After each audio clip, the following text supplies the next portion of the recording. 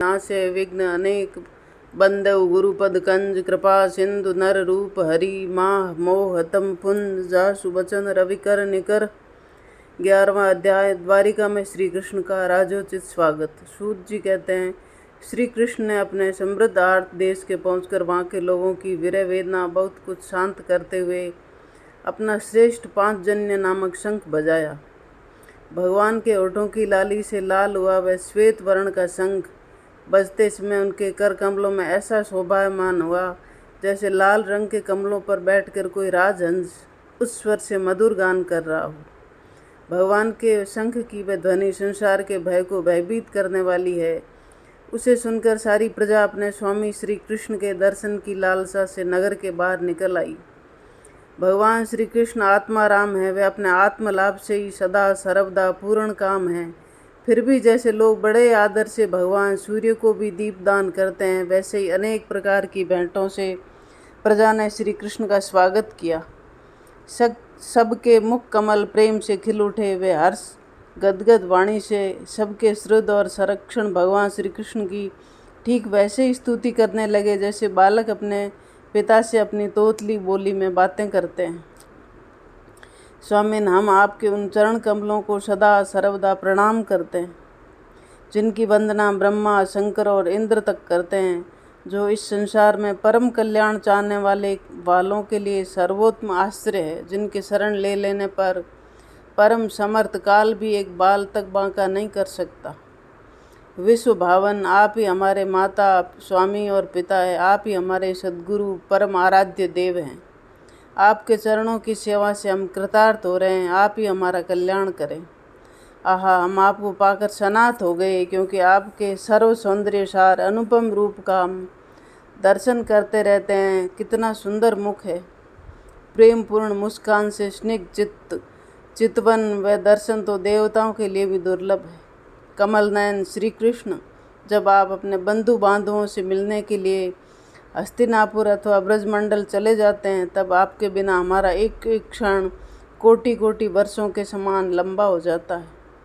आपके बिना हमारी दशा वैसी हो जाती है जैसे सूर्य के बिना आँखों की। भक्तवत्सल भगवान श्री कृष्ण प्रजा के मुख से ऐसे वचन सुनते हुए और अपनी कृपामयी दृष्टि से उन पर अनुग्रह की वृष्टि करते हुए द्वारिका में प्रविष्ट हुए। जैसे नाग अपनी नगरी भौमवती पातालपुरी की रक्षा करते हैं, वैसे ही भगवान की वह द्वारिकापुरी भी मधु, भोज, दक्षक, अरक, कुकुर, अंधक और वष्टिवंशी यादवों के लिए पराक्रम की तुलना और किसी से भी नहीं की जा सकती। सुरक्षित थी। वह पूरी समस्त ऋतुओं के संपूर्ण वैभव से संपन्न एवं पवित्र वृक्षों एवं लताओं के कुंजों से युक्त थी। स्थान स्थान पर लताओं के कुंजों से युक्त थी। पुष्प वाटिकाएँ, क्रीड़ावन, बीच बीच में कमल युक्त सरोवर नगर की शोभा बढ़ा रहे थे। नगर के फाटकों, महल के दरवाजों और सड़कों पर भगवान के स्वागतार्थ बंधनवारें लगाई गई थी। चारों ओर चित्र विचित्र ध्वजा पताके फहरा रही थी, जिनसे उन स्थानों पर गर्मी का कोई प्रभाव नहीं पड़ता। उनके राजमार्ग, अन्यान्य सड़कें, बाजार और चौक झाड़ बुआर कर सुगंधित जल से सींच दिए गए थे और भगवान के स्वागत के लिए बरसाए हुए फल, फूल, अक्षत, अंकुर चारों ओर बिखरे हुए थे।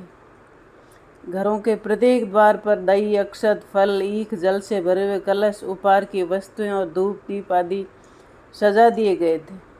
उदार शिरोमणि वसुदेव, अक्रूर, उग्रसेन, अद्भुत पराक्रमी बलराम, प्रद्युम्न, चारुदेश, जाम्बवती नंदन, शाम, ये सब सुना कि हमारे प्रियतम भगवान श्री कृष्ण आ रहे हैं, तब उनके मन में इतना आनंद उमड़ा कि उन लोगों ने अपने सभी आवश्यक कार्य, सोना, उठना, बैठना, भोजन आदि छोड़ दिए। प्रेम के आवेग से उनका हृदय उछलने लगा। वह मंगल शगुन के लिए गजराज को आगे करके पाठ करते हुए मांगलिक सामग्रियों से सुसज्जित ब्राह्मणों को साथ लेकर चले। शंख और तुरई आदि बाजे बजने लगे, वेद ध्वनि होने लगी। वे सब हर्षित होकर रथों पर सवार हुए और बड़ी आदर बुद्धि से भगवान की अगवानी करने चले। साथ ही भगवान श्री कृष्ण के दर्शनों के लिए उत्सुक सैकड़ों श्रेष्ठ वारांगनाएं, जिनके मुख कपोलों पर चमकते हुए कुंडलों की कांति पड़ने से बड़े सुंदर दिखते थे, पालकियों में चढ़कर भगवान की अगवानी के लिए चली। बहुत से नट नाचने लगे, गाने वाले विरत बखानने लगे। सूत, मागध और बंदीजन भगवान श्री कृष्ण के अद्भुत चरित्रों का गायन करते हुए चले। भगवान श्री कृष्ण ने बंधु बांधवों, नागरिकों और सेवकों से उनकी योग्यता के अनुसार अलग अलग मिलकर सबका सम्मान किया। किसी को सिर झुकाकर प्रणाम किया, किसी को वाणी से अभिनंदन किया, किसी को हृदय से लगाया, किसी से हाथ मिलाया, किसी की ओर देखकर मुस्कुरा भर दिए, किसी को केवल प्रेम भरी दृष्टि से देख लिया। जिसकी जो इच्छा थी उसे वही वरदान मिला। इस प्रकार सबको संतुष्ट करते हुए गुरुजन, सपत्नीक, ब्राह्मण और वृद्धों तथा दूसरे लोगों का भी आशीर्वाद ग्रहण करते हुए, बंदीजनों से बिरदावली सुनते हुए सबके साथ भगवान श्री कृष्ण ने नगर में प्रवेश किया। शौनक जी, जिस समय भगवान राजमार्ग से जा रहे थे उस समय द्वारिका की कुल कामिनियाँ भगवान के दर्शनों की परमानंद मानकर अपनी अपनी अटारियों पर चढ़ गई। भगवान का वक्षस्थल मूर्तिमान सौंदर्य लक्ष्मी का निवास स्थान है। उनका मुखारबिंद नेत्रों के द्वारा पान करने के लिए सौंदर्य सुधा से भरा हुआ पात्र है। उनकी बड़ी भुजाएं लोकपालों को भी शक्ति देने वाली है। उनके चरण कमल भक्त परम हंसों के आश्रय है। उनके अंग अंग शोभा के धाम हैं। भगवान की इस छवि को द्वारिकावासी नित्य निरंतर निहारते रहते हैं, फिर भी उनकी आंखें एक क्षण के लिए भी तृप्त नहीं होती। द्वारिका के राजपथ पर भगवान श्री कृष्ण के ऊपर श्वेत वर्ण का छत्र तना हुआ है। श्वेत चमर ढुलाए जा रहे हैं। चारों ओर से पुष्पों की वर्षा हो रही है। वे पीताम्बर और वनमाला धारण किए हुए हैं। इस समय वे ऐसी शोभायमान हुए मानो श्याम मेघ एक ही साथ सूर्य, चंद्रमा, इंद्र धनुष और बिजली से शोभायमान हो रहा है। भगवान सबसे पहले अपने माता पिता के महल में गए, जहाँ उन्होंने बड़े आनंद से देवकी आदि सातों माताओं को चरणों पर सिर रखकर प्रणाम किया। माताओं ने उन्हें अपने हृदय से लगाकर गोद में बिठा लिया। स्नेह के कारण उनके स्तनों में दूध की धारा बहने लगी। उनका हृदय हर्ष से विवल हो गया और वह आनंद के आंसुओं से उनका अभिषेक करने लगी। माताओं से आज्ञा लेकर वे अपने समस्त भोग सामग्रियों से संपन्न सर्वश्रेष्ठ भवन में गए। उनके 16,000 पत्नियों के अलग अलग महल थे। अपने प्राणनाथ भगवान श्री कृष्ण को बहुत दिन बाद बाहर रहने के बाद घर आया देखकर रानियों के हृदय में बड़ा आनंद हुआ। अपने निकट देखकर वह एकाएक ध्यान छोड़कर उठ खड़ी हुई। उन्होंने केवल आसन को ही नहीं बल्कि उन नियमों को भी त्याग दिया जिन्होंने पति के प्रवासी होने पर ग्रहण किया था। भगवान के प्रति उनका भाव बड़ा गंभीर था। उन्होंने पहले ही मन फिर नेत्रों के द्वारा और तत्पश्चात पुत्रों के बहाने शरीर से उनका आलिंगन किया।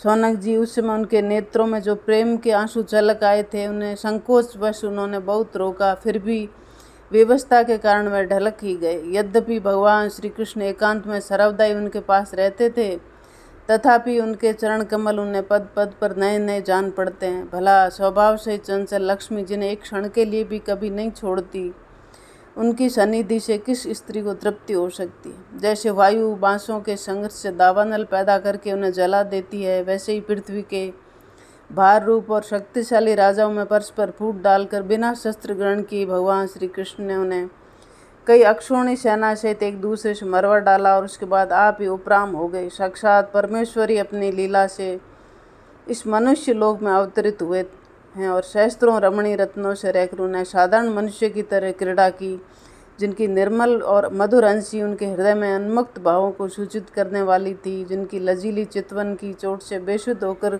विश्व विजयी कामदेव भी अपने धनुष का परित्याग कर दिया। वह कमनीय कामनियाँ अपने आप विलासों में जिनके तनिक भी क्षोभ पैदा नहीं कर सकी, उन असंग भगवान श्री कृष्ण के संसार के लोग उन्हें अपने समान कर्म करते देखकर आसक्त मनुष्य समझते हैं वह ये उनकी मूर्खता ही है।